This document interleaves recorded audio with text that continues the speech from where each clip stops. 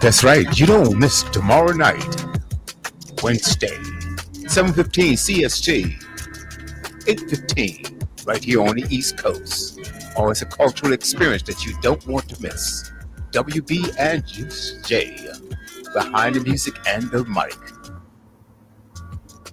Hey, welcome everyone. This is Studio W, the Buzz, your global radio network. We stick with this thing 24 hours a day, 7 days a week with the finest in broadcasts you can find anywhere around the globe. We've got a special guest on tonight. His name, or with us tonight, rather, his name is Mr. Curtis Neal. And I'm going to read something that Mr. Neal sent us. What do ballparks, farm trucks, and a car dealership have in common?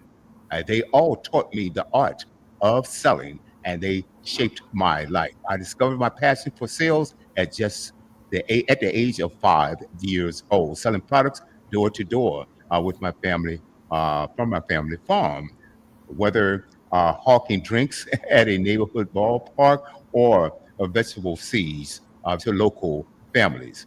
My entrepreneurial spirit took root early.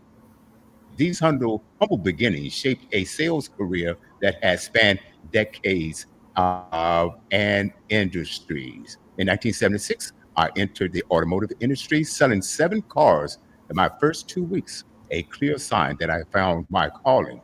Over the 8 years, I climbed the ranks, excelling as a top performing salesperson and later managing a $10 million inventory and a sales team of 25 people as a new car sales manager. Eager for new challenges, I ventured into entrepreneurship, running a successful beauty supply business with stores in North Carolina, Carolina, and Virginia. This was followed by another decade in women's apparel sales and later founding C&C Transport LLC, which I sold in the year of 2024. These experiences from farm trucks to boardrooms form the backbone of my life is a wonderful thing. Okay, we'll talk about that in a little bit.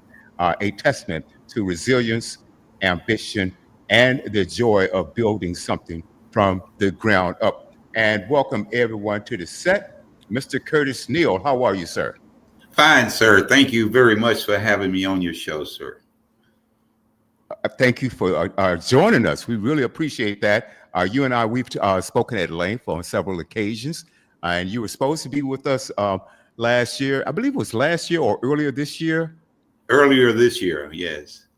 Earlier this year. Yes.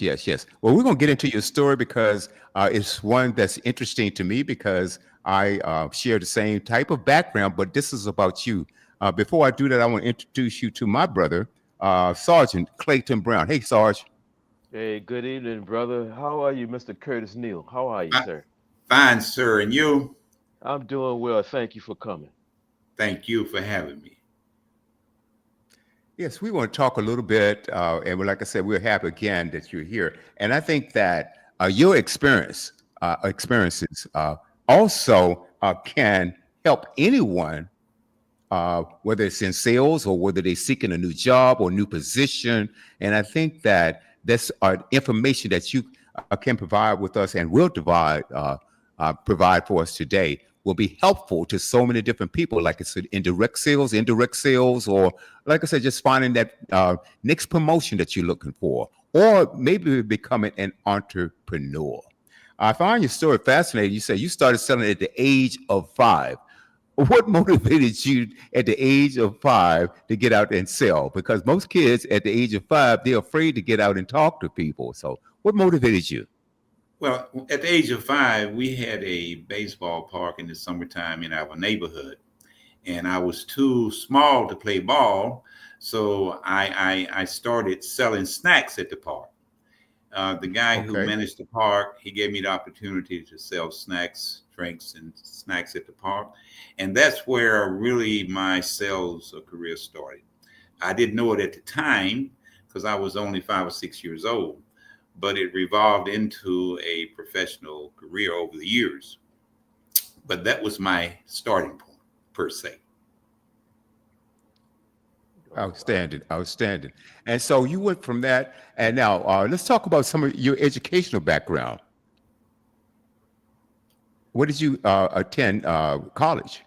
Oh, I attended community college, Okay. RCC, Gifford Technical Community College, and Alamance College. I didn't attend A&T or some of the other universities, but I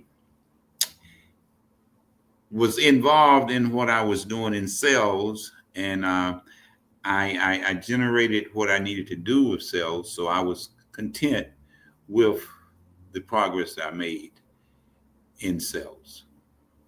Okay. Fantastic. Okay. Now, your first sales job was that? I mean, your when you started after you got out of college and you started and seeking a vocation, was that at the car dealership? Yes, that's where I started my professional sales at the car dealership in Okay. All right. And 1976. one, and okay, I'm not going to hog all the questions, but I do have to ask you this. How did you develop? Because selling is a technique. My brother and I, we talked about that earlier today. Selling is a technique. How did you develop your technique, and what formula do you have that you could pass on to the audience that seemed to work for you? Well, I got a lot of training in the automobile business and professional sales. You have to have the desire to sell in order to become a professional salesperson and be successful at sales. It's work. It's a lot of work involved to prepare yourself to become a professional salesperson. I can recall when I was in the automobile business, and I would be at home and I would practice selling. I would stand in front of the mirror and present my sales pitch to me as I was the client selling to me. And it worked. It worked. You know, it's practice makes perfect. You know, I don't care what you set Mm-hmm. out to do. If you put enough time into it and follow up and do the things you should do, you will can be successful at whatever you make up your mind to do. Wow. Okay. Excellent, excellent. I'm gonna toss this. Oh, hey, Tiffany, and meet our sister Tiffany Hey, Hilliard. Tiffany. Hey, Tiffany, how are you? Good evening, gentlemen. I'm good. How are you guys? We're Okay, doing well, well. we're Fine, great. Good Tiffany. to see you. And meet Mr. Curtis Neal. Nice We're to going to meet you, Miss Tiffany. also before one thing I also want to do. We don't want to forget this, and I want to announce it now. And also before the show ends, you have a brand new book that you just released, and I believe it's on Amazon. Could you give us a title and what is it all about? My book, the name of my book is Life is a Wonderful Thing by Curtis Neal, and it's on Amazon. Okay. It's been out about a month now. The reason that I wrote my book, I had a peer in my life, Dr. John Ray. Dr. John Ray worked with Dudley Products Company. He was one of his team leaders. And as you know, most people know of Dudley Products. Dudley Products was nationally known. He was from coast to coast and international. Mm-hmm. And I was acquainted with Mr. Dudley and his key people, who one of them was Dr. John Ray. Dr. John Ray told me some 30 years ago that I should write a book. He said, every person has one bestseller in them. But he said, knowing me, I would have more than one bestseller if I would write my book. Mm-hmm. And so I've always thought about that for many years, but I never taken the time to get to it. But I finally got that done. And I'm happy that I did. And my book is actually my life biography. I've experienced a lot, I've done a lot, I've accomplished a lot, and it was all come from hard work, setting goals, working towards your goals. I think that's one of the key things in life. If you set goals, you work towards your goals, you can accomplish your goals. And I think where so many people go wrong is they don't set goals, they don't work towards their goals like they should do. You know, you got to put in the time. You know, every person that's successful at anything, I know they put in the time. You have to put in the time. You have to work when other people are asleep. You Yeah. have to do things other people do not want to do to be successful. Right. Right. You know, I used to hear it. I still hear it, and people say, "Well, what do you do other than this radio business here?" I said, "I'm a salesman." I'm a salesman. And he Absolutely. said, oh, I couldn't do that. I said, well, you might be right, but you could if you wanted to. Yeah. And like you said, you have to put in the work to do that. I'm going to toss this over to Tiffany, then Clayton, and then we'll come back a little bit. Tiffany,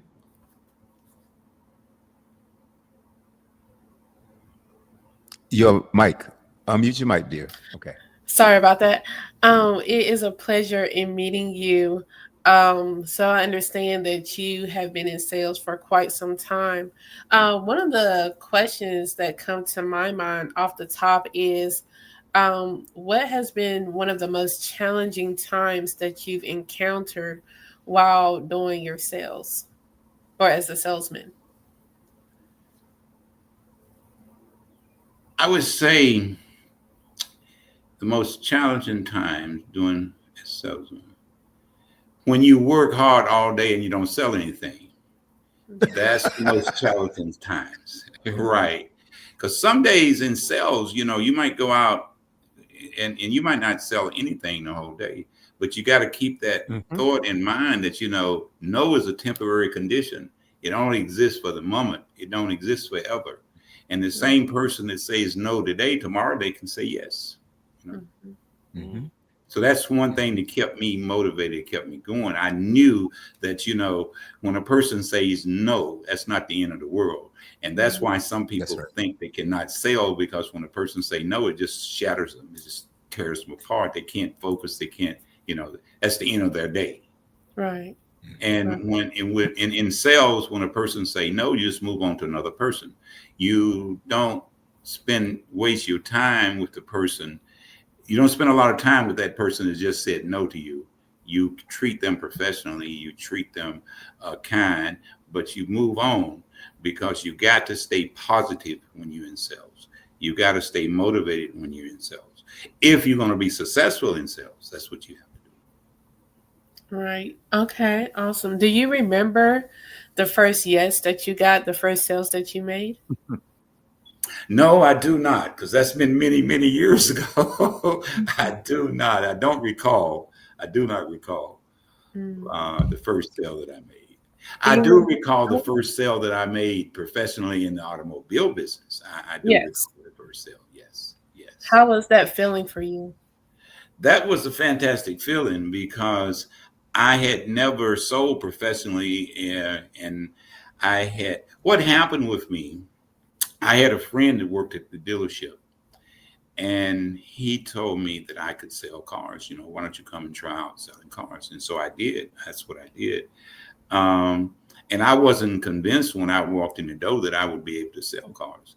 But after 2 weeks there, I realized that that was my calling, because I sold 7 cars in 2 weeks Oh, and wow. made more money than I'd ever made in 2 weeks. So it was a wonderful thing. Wow. Okay. Okay. Clayton? Hey, hey, hey. Yes, Mr. Curtis, I appreciate you being on the set. Yeah, I'm always intrigued about salespeople. As my brother William, he is my blood brother as well, Okay. my oldest brother. Okay. And he has always been somebody I look to, because I look at salespeople as being cut from a different cloth or a different type of people. That's Sure. something that I was almost a total opposite of. And I was more of an introvert. Hmm. But when you said that you went to a community college, I believe that salespeople are constantly being educated, because you guys are always out there speaking to people, interacting with people, the things that we're normally taught in a university, all the way up to the top. Salespeople are always learning how to interject with people and how to move a product, sell a product, try to get people to buy in to maybe an idea or anything that it is you're trying to move. On the opposite side, I was one of those that you were speaking of. I wasn't that guy that had that motivation to get out there in public and be able to accept that no, because that no would have turned me into, you know, H no, I don't want to do this no more. You know what I'm saying? I was that dude. Understood. Understood. I was that guy until I went into the military and it told me how to interject myself, how to get out there and get people to buy in, sell the idea of being motivated or following a statute or a mandate, whatever it is. I guess we all got that sales person hidden deep inside of us, if I will. But I always looked up to my brother because I wanted to be that guy. Now, when I retired from the Air Force, I did work at Dillard's in the men's department for 2 years. And I found that I was able to do that. And of course, we had a quota. But I didn't like that part of it. I didn't like having to meet that kind of, it was almost like a cutthroat type of situation. And these people were willing and able to step over top of you or step on you in order to move forward. Did you find yourself in that situation quite often? Constantly, constantly. Um, it's a tough world in sales. You know, you got to be competitive. You got to stay a step ahead of everyone if you want to be a leader in sales. And that's what I always did. You know, I always was a step ahead. The way I dressed, the way I presented myself, the Yeah. way I did everything was a little indifferent from the average salesperson, and it made a difference in my sales.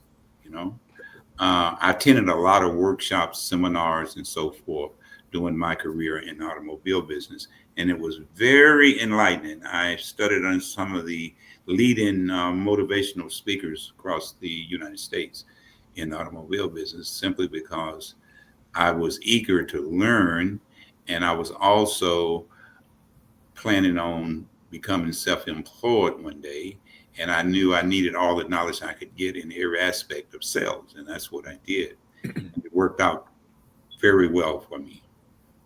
Very. But tell us about that ugly side of it. That when you do have to get that next person out of your way, you know what I mean, in order to meet your mark, there is an ugly side of being a salesperson. That Can you tell us more about that? That part I didn't like. Yeah, you have to be tough.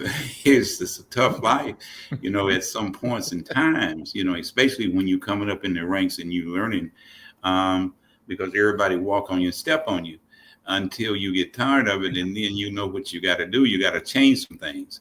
Anytime when you're doing whatever you're doing in life and it's not working, you got to make some changes. And so that's the same thing with sales. To be a successful salesperson, you have to make changes because you're not ready for it when you start out. So you got to get ready every day. You got to be motivated every day. You got to keep yourself pumped every day. You got to do things, as I mentioned earlier, that most people are not willing to sacrifice to do. Mm, having But that. Mm, I learned that if you be honest with people, you treat people okay, fairly, things works out for you. that's good. That's the part. Hmm. That's what I was Hmm. looking for. Right. Hmm. Hey, thank you. I appreciate that. Sure. You know, Mr. Neal, I was listening to you and I'm smiling because a lot of your experiences, even though we're in different industries, you know, it's the same. And I wrote down some things while you were talking, and you hit on those things. You said you mentioned the attire, the way you dress. Uh, that I agree with that again. You said being motivated. I wrote down your attitude. You know, something I really started laughing when you said practice, get in front of the mirror. Oh yeah, absolutely. You get a chance to see how you are speaking, how you're delivering, and it Absolutely. also help build your confidence. And I don't want to take over, but uh, ha- having confidence, how important is that in sales? That's one of the most important things that you have in sales. You got to be confident. You got to stay a step ahead of your competition. You got to always be a leader and not a follower. I think statistics speak that 10% of the people in the world are leaders and 90% are followers. Mm-hmm. So if 90% are followers, you got a lot of people to follow you. So you have to set an example, Mm-hmm. Yeah. and they will And let's talk follow. about numbers. People are Yeah. always. Yeah. I'm sorry. Go on. I'm sorry. Please forgive me. Continue, sir. Oh no, you have to always be a leader in sales. You can't be a follower and be successful in sales. You got to be a leader. Mm-hmm. You got to always be a step ahead of the competition. You always got to be a step ahead of your surroundings. You always got to be aware of everything's going on around you and in your life when you're in sales to be successful in sales.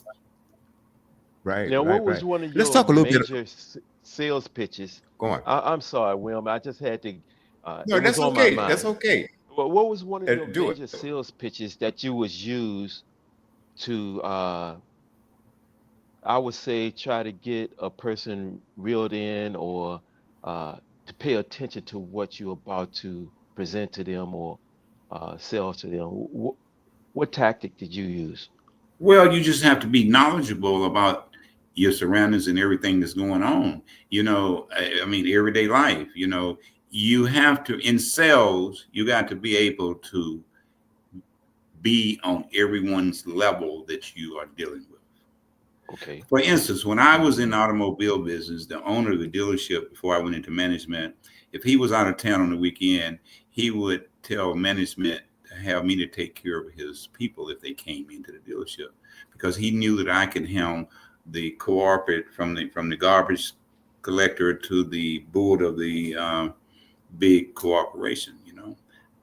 You got to be able to be flexible enough to get on everyone's level to be able to be successful in sales.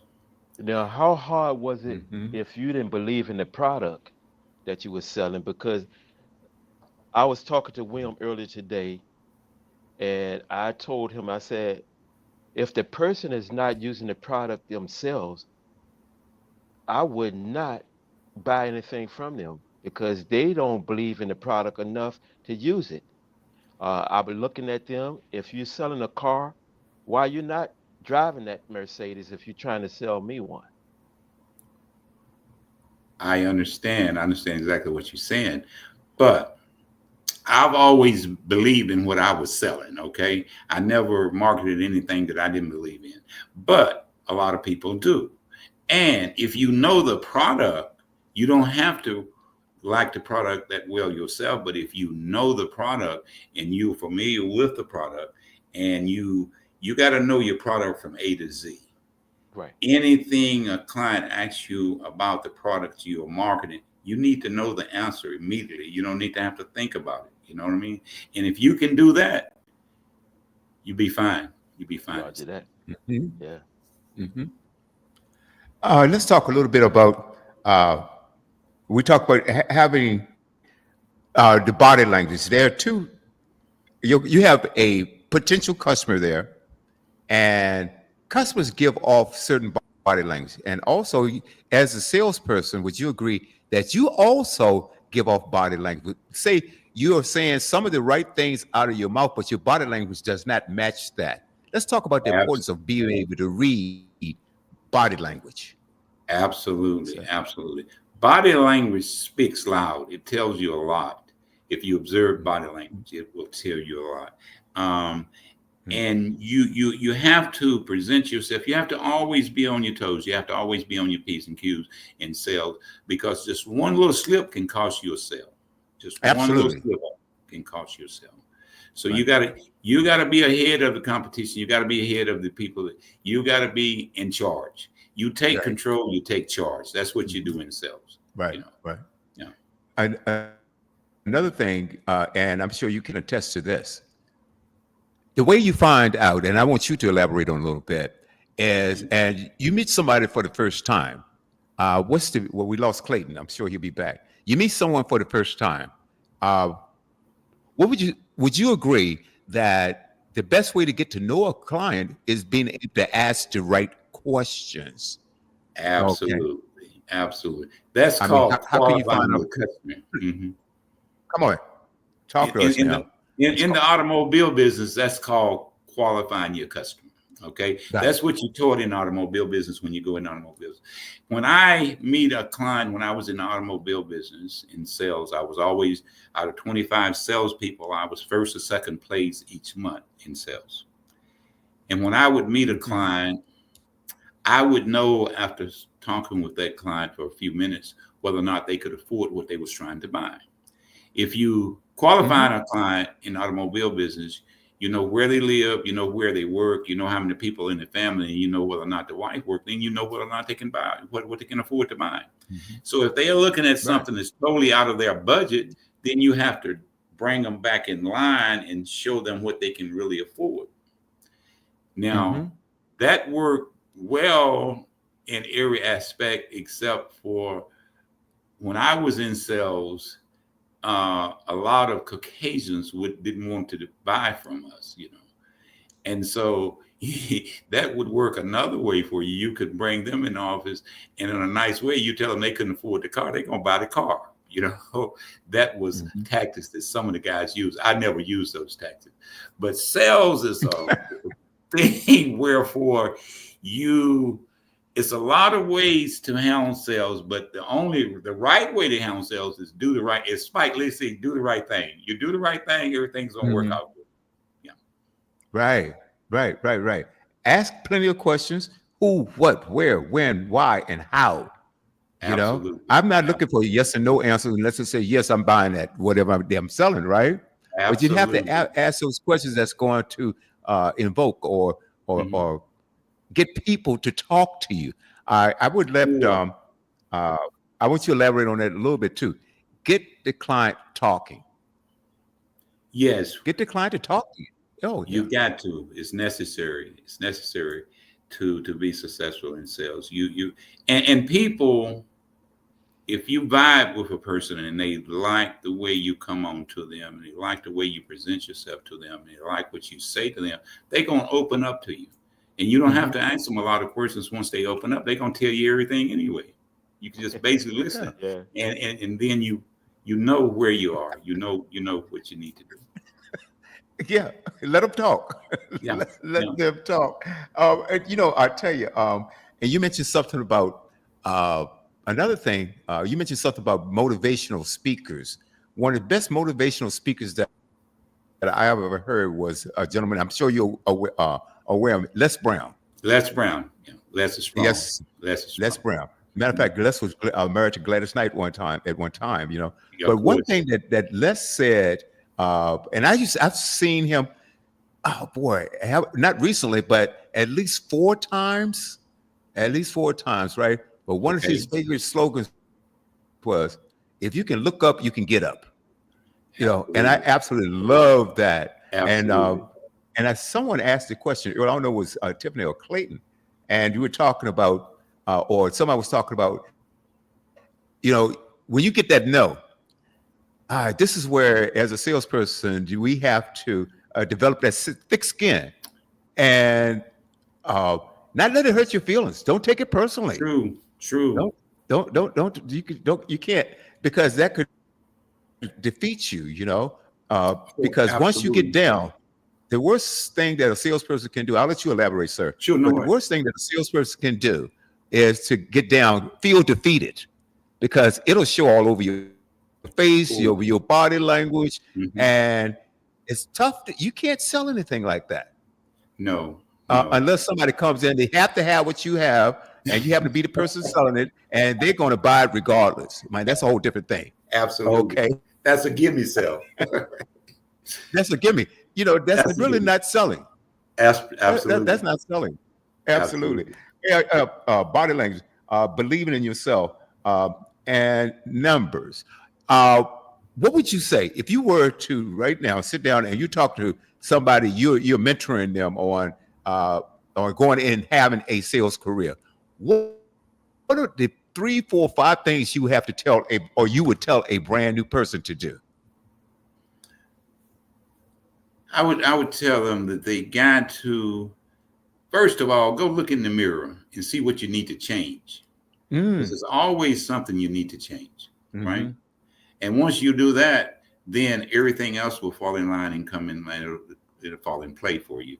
You got to, first of all, in sales, you got to look the part to be the part. If you don't look the part, it don't work well for you. Mm-hmm. You got to put it all together. It's just like a combination. That's right. uh, you the way you present yourself, the person standing up looking at you, and you in sales, and your shoes are not shining. You got a I'm sorry. problem. Your shoes got to be shining. Your clothes got to look correct on you. It's got to fit you. You got to present that image.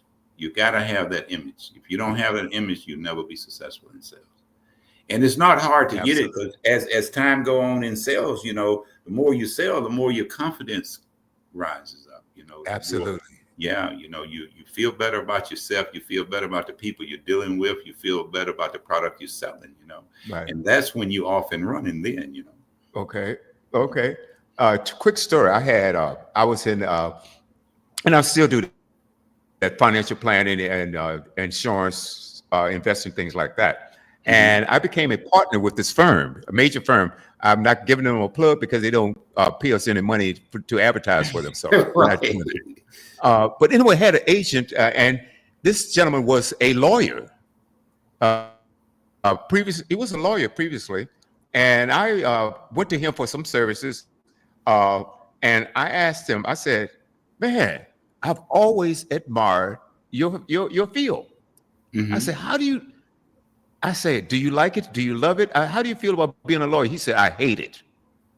I said, "Well," so I said, "Well, why don't you come work with me?" He said, "What? Selling insurance?" I said, "Yeah." He said, "I'm gonna look into it." He came to see me a week later, and eventually he became an insurance advisor. He ended up being a stockbroker, and so forth and so on, right? Right. Based on my recommendations. And so he went out the first day, knocking on doors, businesses, and he called me up frustrated. He said, "William, I can't sell a doggone thing." And I said to myself, I said, "Oh Lord, what have I done to this man?" These guys. I said, don't give up. I said, "I want you to knock on a few more doors, okay? And I want you to ask questions. We talked about this." He called me back about an hour later, and he had sold a $1 million policy to this business owner, and he was on fire after that. That's it. That's it. But That's it. like you said, you can't give up. If you want to be a Can't give up. salesperson, you got to develop that tough skin. Somebody says no, okay, next, because it's all in the number. And so, but anyway, again, we talked about your book, and before we leave, I want you to drop another. Oh, here it is, right here. I'm gonna drop this in the chat, and you tell people you can find it on Amazon, www.amazon.com. There's a lot of reference information that I see here that I can't decipher, but we're on Facebook Live. We're also on YouTube. But those tell us a little bit more about your book, and again, they can find it on Amazon, and the title of the book. Okay, yeah. The title of my book is "Life is a Wonderful Thing." My book is very motivational and inspirational. I touch on a lot of things that a lot of people don't touch on, but it's very inspirational, very motivational. I think the experiences that I had in life would encourage young people, middle-aged, and senior citizens. Okay? I think every walk of life can receive something from my book. And I've had a lot of good feedback from a lot of people that I have personally sold my book to. And they were giving me good reviews, very good reviews. It's a good little read. I would love to read it myself. And and would you say that, say for young people, maybe 12 years old or so, would that be a good read for them? And would you recommend that they start? At what age would you start that they would read this book? I would say teenagers, starting at teenagers up. Yeah, 12, 13. Yeah, because there are a lot of young people that don't, they're not interested in going to college. They are not interested in a lot Mm-hmm. of things that we are interested in. And so I'm thinking there are some things in my book might spark their interest, that they would see things that I did and where my life started and where I have been and what I've done and what I became to be from selling, And I tell young people, especially if you're not interested in college, consider a career in sales, because in sales, you can always make money. You can always get ahead in life because you meet so many people doing your career in sales. I don't care what you're selling. If you're interacting with people every day, you're going to meet some people that can help you along the way. And a lot of Mm-hmm. people, most people, are seriously interested in helping younger people.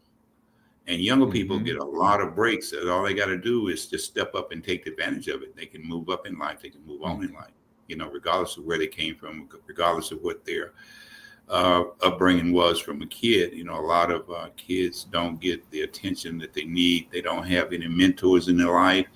And if they sit down and read something that touches them, it could spark a good life for Mm-hmm. them. Hmm. Mm-hmm. And do you, what we talked about today, I would imagine that a lot of that is in your book, like how to Yes. present yourself, Oh, come in with a absolutely. good attitude, practice what Absolutely. you're going to say. And I would say to anyone who is going for that interview, that ideal job that you're looking for, if that's your key, practice Absolutely. what you're going to say. Okay. Definitely. Voice. Also, voice, talk about voice inflection. Would you elaborate on that a little bit? I'm sorry. I didn't understand what Voice, you. voice, using your Voice. voice. Like some, Oh, oh, yes. oh, yeah. Voice is important. Very important. You need to know when to raise your voice. You need to know when to lower your voice. You need to know where you need to Come on. be when using your voice. And a lot of people never Right. get that. Uh, only the person who's yelling is the preacher. He's in the pulpit. He's trying to keep all the congregation together.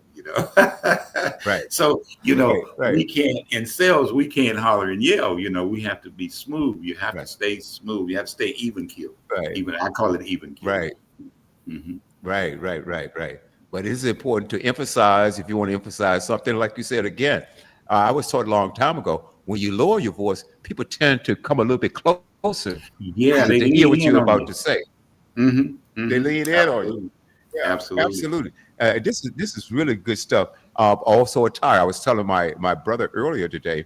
I had one agent that it seems like he wore that shirt, I think, about 3 or 4 times in a row, and you could see soil around the shirt. And so what I did, I said, "Come on, go with me." Hmm. This was after a week or so after he had gotten a little commission money. I said, "Come go with me." He said, "Where we going?" I said, Absolutely. "Come and go with me." I took him down Men's Warehouse. I Absolutely. sure did. I took him to Men's Warehouse. I said, "Man, look, you need to buy a suit and you need to change that tie." He wore that tie the same tie every day. He said, "You don't like my tie?" I'm not gonna say on the radio what I told him, but it was a resounding no. Right. Understood. Understood. Even Something. brand new, there was an ugly tie. But you have to be careful. People, they pay attention to things like that.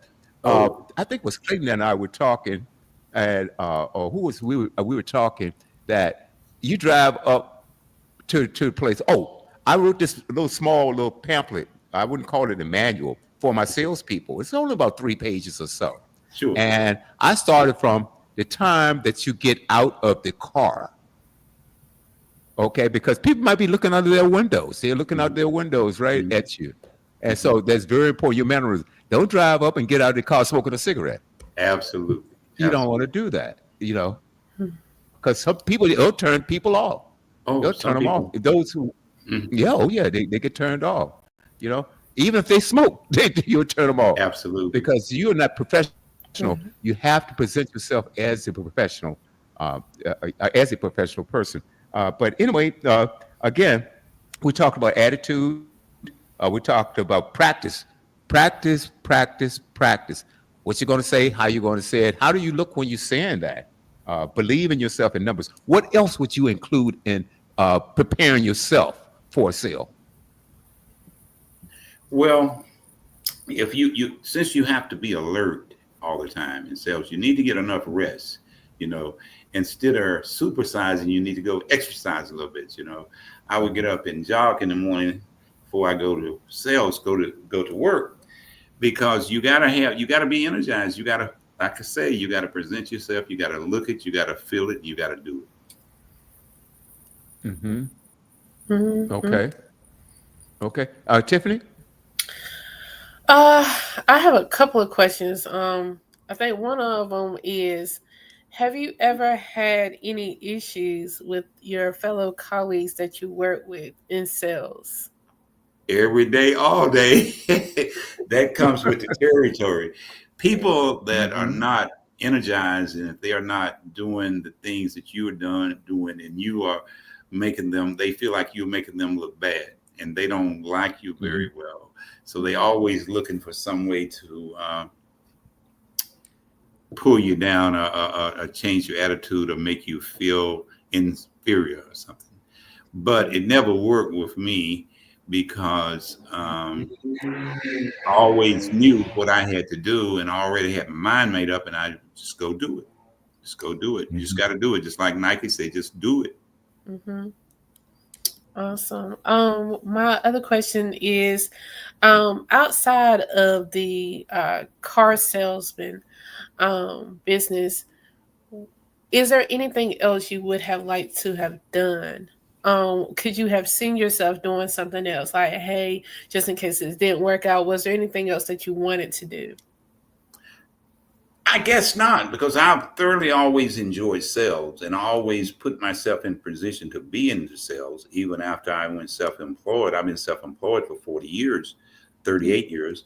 Um, I owned a beauty supply company for 10 years, and that was sales. And after Mm-hmm. that, I started selling latest fashion. I that was wonderful. I thoroughly enjoyed selling latest fashion. Uh, I learned that ladies are impulsive buyers. Men, Oh we know yeah. what we want when we go in the store. If we want a blue suit, we're gonna buy a blue suit only. Ladies, you show them 5 different colors in suit, and they want a blue one, and you don't have a blue one. Show them 5 other colors, and most of the times they will see one that they like and buy Mm-hmm. impulsive. So I thoroughly enjoyed sales, and I love the smiles on the lady's face when I had something that was really appealing to them, you know, in Right. Mm-hmm. my clothing business. So I thoroughly enjoyed it. It was all, everything has always been exciting to me. I mean, this is exciting this afternoon to me. Mm-hmm. Um, you know, I find joy in everything that I do. You know, Mm-hmm. it's just as my book says, it's a wonderful thing. Mm. Yeah, I like that. You got Now me that's smiling interesting. now, and you didn't even show me nothing. I'm like, you talk about, women and impulsive buying. That's true. That Yes. is so true. Mm-hmm. We'd be like, we're gonna go. Especially my mother. Right. I can't say that for me, but I'm just saying, like, she's like, I'm gonna go in here and I'm gonna go get these 3 things and come back with a cart full of stuff. And Every time, I'm every like, time. you Understood. know, so I mean that goes across the board, no matter if it's cars or like you said, ladies fashion. Can you speak on that a little bit more? Like what got you going that direction? Okay, I was working a beauty supply show in Roanoke, Virginia, the Virginia State Beauticians Association. And I was there for 2.5, 3 days. There was another gentleman, I was selling beauty supplies. And there was another gentleman there, and he was selling ladies' fashion. And I think I did, like, those 2.5, 3 days, I did probably $2,500 in sales. And he did Mm-hmm. $6,500 in sales. So the light Mm. came on. I saw the light. I said, I'm in the wrong business. And in the clothing business, you're making 50% profit. And in the beauty supply business, you're making 25% profit. So, I realized Mm. where I was and what I was doing was wrong. It wasn't I was putting all this time and energy in when I could be doing some other type of sales and making a lot more money, being more beneficial to me, and I would enjoy it more. And I did. Mhm. And especially, I found all of my suppliers was in New York City in the garment district, and I would fly up to New York every 90 days so and purchase new items for my customers. But during the meantime, all my suppliers was in the garment district, so they would ship my merchandise to me on a weekly basis. But it's always good. I would go back to my suppliers because I knew my clients and I knew what they like, and I could always see items that wasn't being shipped to me that I could choose for my clients. So it was just a wonderful thing. It worked out great. Mm-hmm. Mm-hmm. Awesome. Oh, nice. Clayton. Yes, yes, I like that. Like I mentioned earlier, I did go into sales after my other career, and it was men's clothing. And of course, it was quota.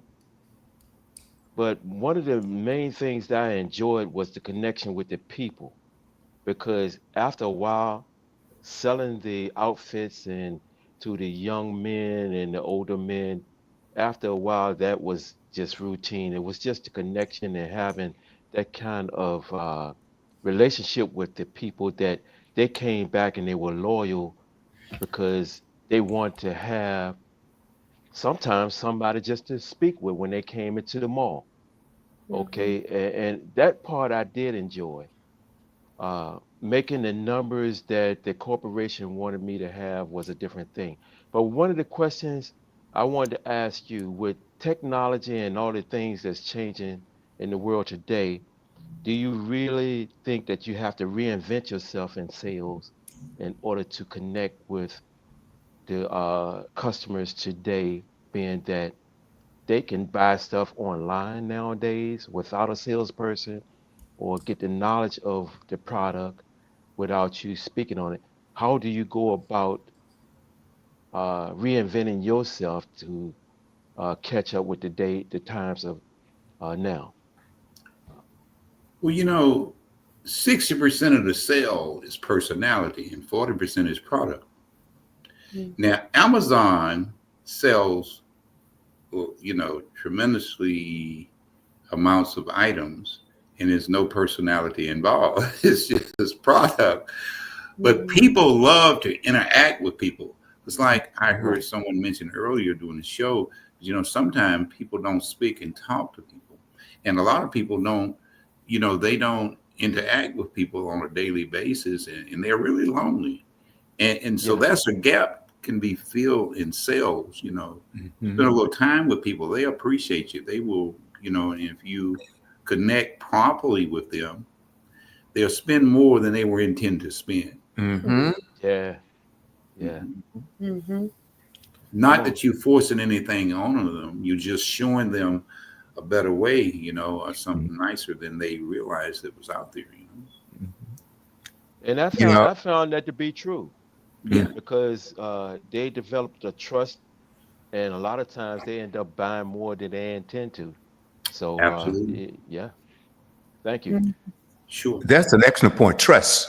Yes, Oh, if they trust you, they'll buy from you. absolutely. And I think that they really would love to have the human interaction because, versus if I look at something online, I'm really taking a chance because I don't know really whether it works or not. I bought something online before, and the quality of that wasn't what I expected.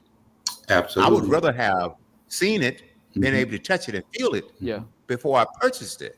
You see, Mm-hmm. so but if they trust you, and like Mr. Neal said, also practice what you're gonna say. Know your product. Mm-hmm. Worst thing in Absolutely. the world a salesperson can do if you're selling somebody something and the customer asks you a question and you don't know the answer to it. Well, you're dead in the water then. yeah. You really have to know Absolutely. your product. You see. Absolutely. And one key I would share with someone who's brand new, and say someone asks you a question you don't know. Well, hold on. You know, Hmm. I'm brand new. I know a lot about this, but I want to make sure that what I'm giving you is the correct answer. Now, let me Yeah. check with someone who knows a little bit better about this than I do. Mhm. And, Mhm. and, and the- because you're being honest. Of course. Because if you try to make up something and you don't want the client knowing more about you, what you're selling than you do, or Absolutely. asking you a Don't work question well. when you can't. Mhm. And yeah, they'll see through the BS. That's for sure. Oh yeah. Oh, If I may absolutely. say that. Yeah. Yeah, Mhm. yeah. You don't want to lie. You never want to lie to a client. Never. You never Never. want to lie. Worst thing you can do. Never lie to them. Yep. Mhm. If you don't know the answer, just tell them, I don't know the answer to that, but I'll get the answer for you. There you go. That, they will respect that. They will respect that. Of I found course. that to be true.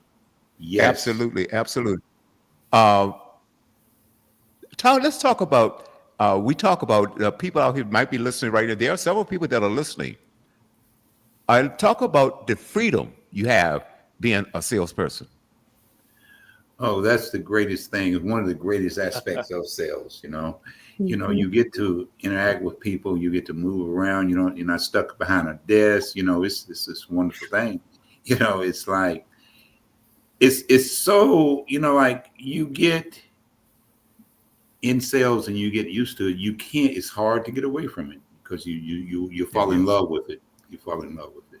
Hmm. Your freedom that you have, it's like even when you're working for someone else and you're in sales, you're self-employed because you only get paid when you sell. That's it. hmm hmm So it teaches you how to be and do what you need to be and do to be successful. Mm. I'm getting. I'm gonna drop this right in on the screen right here. This is Boomer Bell. Love the book. Definitely recommend it for all ages. And there's Teresa Strawberry. She said, "I'll put this up for you." And for those who are just listening to us audio only, she said, "I have read the book. It's truly motivational and excellent read.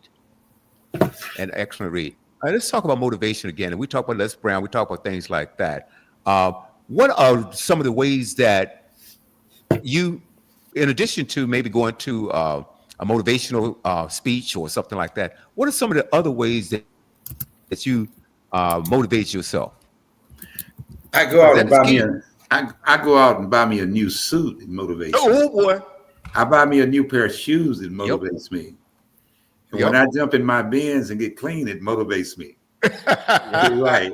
But I earned all that. I worked hard for all that.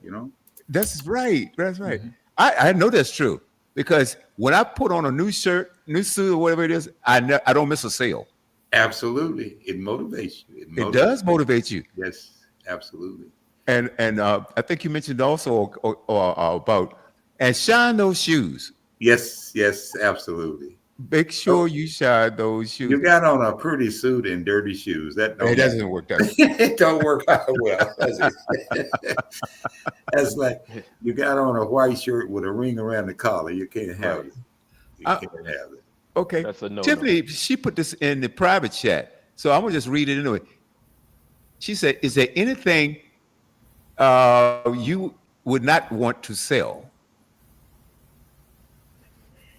Yes, illegal stuff. Never sell illegal stuff. Come on now. You don't have to look over your shoulder. You don't have to. I That's don't it. have to worry about it. I go to sleep and sleep well every night. Right. you Exactly. don't you, you don't want to spend your money on bill money. Yeah. Try to bail yourself out, right? Right. Absolutely Nothing not. illegal. I agree with Absolutely. that. Absolutely. I would Absolutely. I would say this, because I've also had my hand in selling some products in the past before. And I would say, and this should go without saying, honestly, but I'm quite sure you gentlemen would agree with me, is that if you're going to get into the business of selling, you need to become a people's person. You because if you're doing it like Clayton said earlier, people can see through the BS. You know what I'm Oh, saying? They can absolutely. just tell Mhm. if you're there just to, well, I just got to do this job.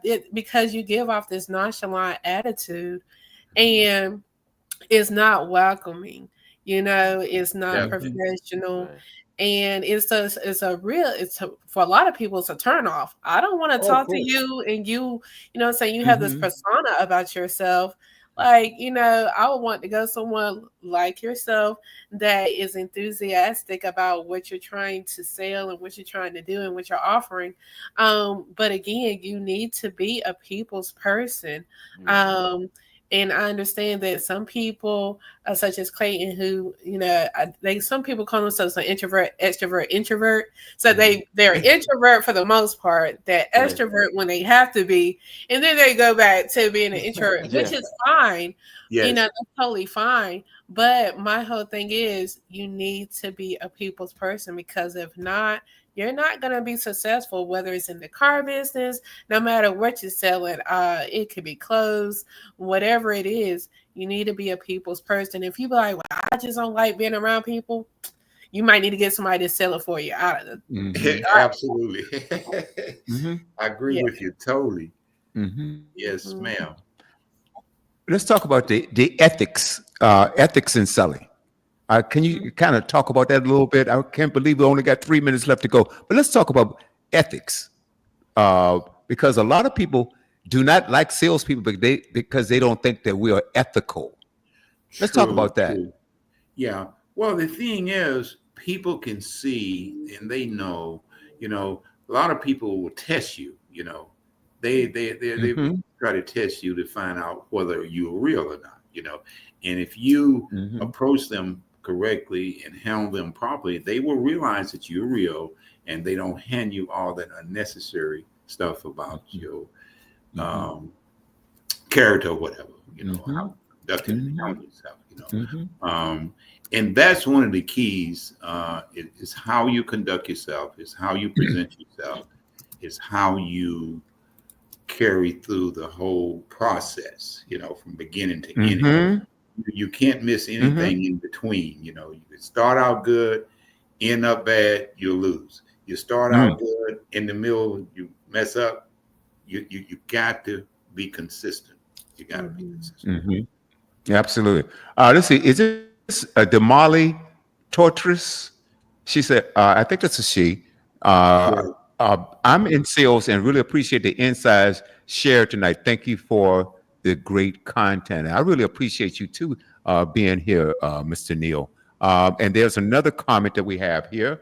Mr. Neal sells his book by interaction with people. I was encouraged to buy the book from talking with him. His personality, we talked about that. And story sent me to Amazon to purchase his book. And we also, Mr. Neal, we have to be storytellers, don't we? Yes, yes, and be good at it. And good at it. And good. Tell a story, you know, Yes, and it could be absolutely. related or not related. You can talk about, well, I had a customer here a few weeks ago, and this customer had this concern, or this customer had that Hmm. concern. Let me tell you about it. And this person was telling me all about how he grew up and stuff like that.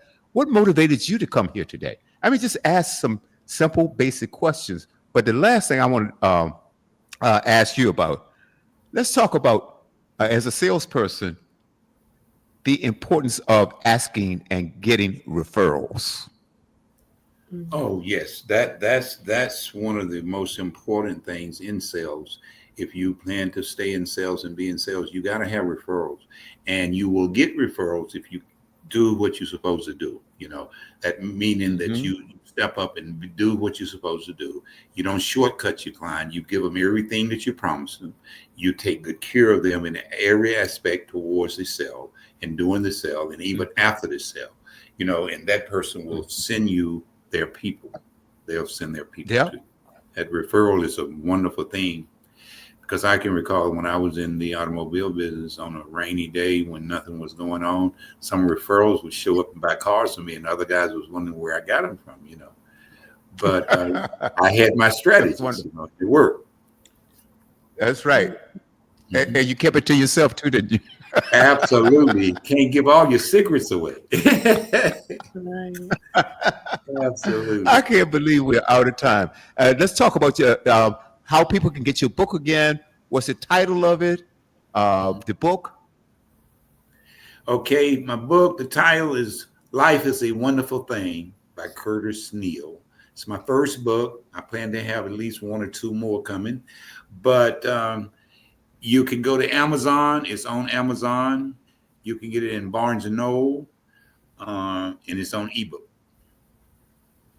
Okay. Awesome. All right. Anything you would like to say?